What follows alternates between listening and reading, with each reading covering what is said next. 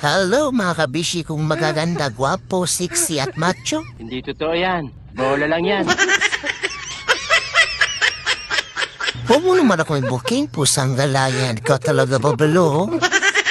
Dahil ayan nyo doon sa isda mga kabishi, ililibre ko na lang ulit kayo ng pampalamig. Balita ko may masarap daw na gumagawa ng ice pop doon. Kaya puntahan natin mga kabishi at ililibre ko kayo ng pampalamig para lumamig naman yung ulo nyo. Lalo rin mga babae, tupakin pa naman kayo.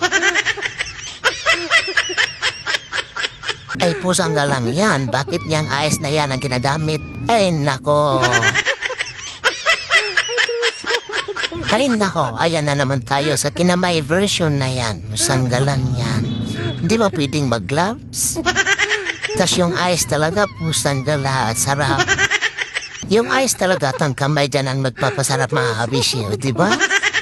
Ay, pusang gala. Tignan nyo naman yung steak, mga kabishi. Ang linis.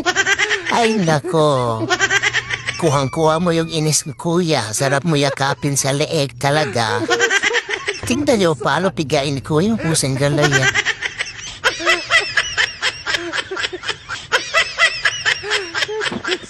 Hala, sige kuya. Pigain mo pa. Saware.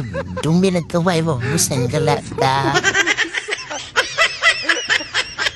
O, ayan na mga kabishi. Tapos na yung pampalamig nyo. O, kagara, di ko alam kung ano yung pinaglalagay ni Kuya. Lasom niya tayo.